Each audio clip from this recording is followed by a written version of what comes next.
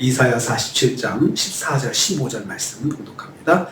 14절 15절 말씀 같이 봉독합니다. 보라, 그들은 촉에 같아서 불에 타리니 그 불꽃의 세력에서 스스로 구원하지 못할 것이라.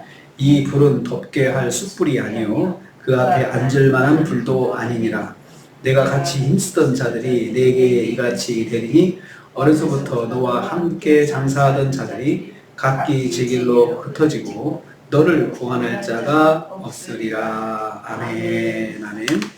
오늘 말씀은 바벨론의 점성술사들과 종교 관계자들의 종말에 대해서 말씀합니다. 여호와의 심판의 날에 멸망을 피하지 못할 것을 말씀하고 있습니다. 첫째로 14절 전반부에 보면요, 바벨론의 종교인들은 초계와 같이 불에 탈 것이다 하셨습니다. 보라, 그들은 초계 같아서 불에 타리니, 여기서 그들은 바벨론이 의지하는 점성술사들하고 종교 관계자들을 말합니다. 불에 탄다고 했습니다. 여기서 불은 여호와의 진노의 심판을 상징합니다. 초계와 같다. 초계와 같다는 말은 완전히 말라버린 지푸라기를 말합니다.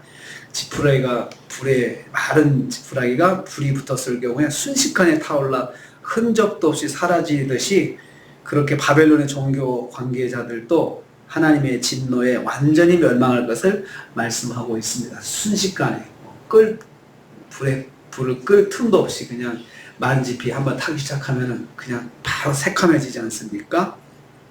바벨론 종교 관계자들도 하나님의 진노에 완전히 멸망할 것이다 말씀하는 것이죠. 그 불꽃의 세력에서 스스로를 구원하지 못할 것이라 그렇게 했습니다. 하나님의 날카로운 심판의 불꽃이 그들의 영적인 생명과 육적인 생명조차도 다 소멸시킨다는 거죠. 완전한 소멸을 말합니다. 스스로 구원치 못한다. 스스로라는 것은 육체적인 생명, 영적인 생명, 이걸 말합니다. 자기들의 그 영적인 생명, 육적인 생명도 자기들이 운명을, 국가의 운명을 말하고 개인의 운명을 말하고 또 여러 기둥들을 말하는 그러한 일을 해왔지만, 하나님의 심판이 시작이 되면은 거기에서부터 자기들을 손끝 하나도 구원하지 못한다는 것입니다. 그 정도로 하나님께서 철저하게 심판하신다는 거죠. 그러니까 세상의 점성술사들, 마술사들, 점성술사들, 점쟁이들, 그리고 여러 가지 그 생각으로 사람들을 현혹하는 이런 사람들, 그 말도 안 되는 그런 예언이다 말은 이런 걸로 사람들을 현혹하고 하나님과 멀어지게 하는 사람들, 하나님께서 완전히 심판하신다는 것입니다. 그래서 여러분, 그 점쟁이 자녀들이 잘 되는 거 못 보잖아요. 결국 점쟁이가 귀신을 쫓아내고 어떻게 하면서 자기 남을 이렇게 복되게 하고 여러 가지 사업이 잘 되네 안 되네 이런 거 말을 하면서도 결국은 자기 가정이나 자녀들을 그렇게 복되게 하지 못하는 것을 봅니다. 두 번째는요, 14절 후반부입니다. 바벨론을 심판하는 불은 보통 불이 아닙니다. 일반적인 불이 아니라는 거죠. 덮게 하는 숯불이 아니다. 앉을 만한 불도 아니다라고 했습니다. 범죄한 바벨론을 심판하는 불이 어떤 불인지 말씀합니다.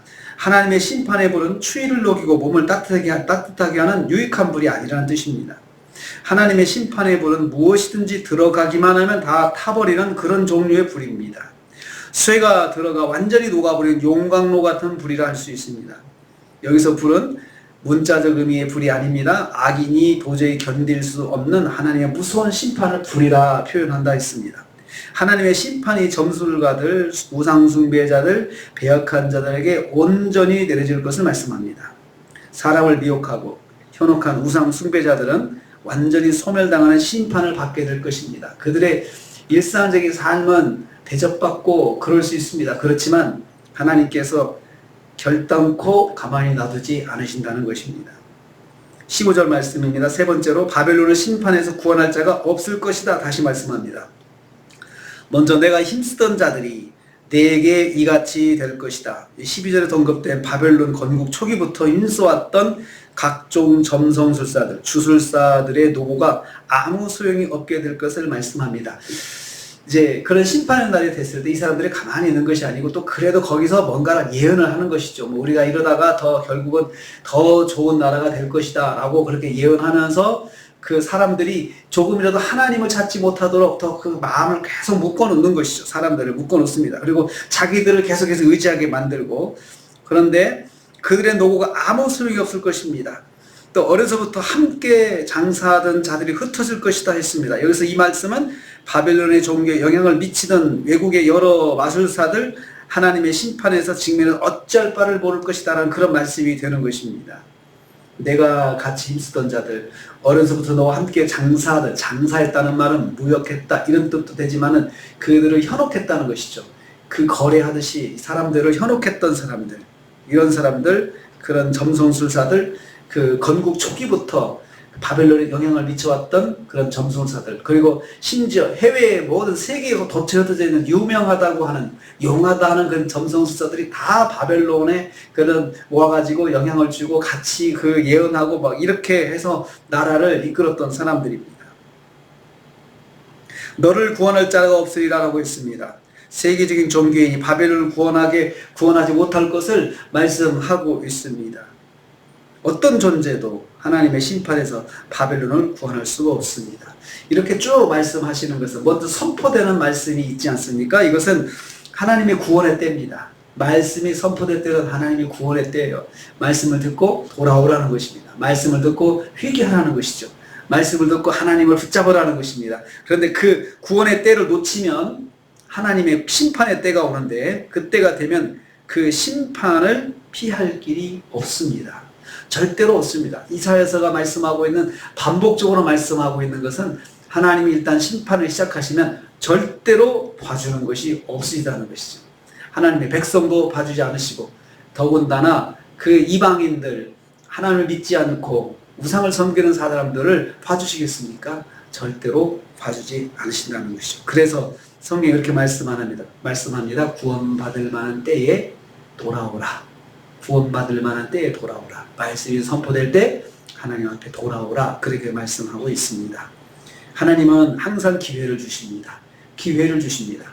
그래서 우리가 복음을 전하고 또 전도하는 것은 그 기회를 우리가 옆에서 자꾸 독려해 주는 것입니다. 하나님 믿으세요. 또 하나님의 말씀대로 사세요. 라고 말씀하는 것은 하나님께서 제게 그런 기회를 주라고 말씀하시는 것입니다. 오늘도 우리가 하루를 삽니다.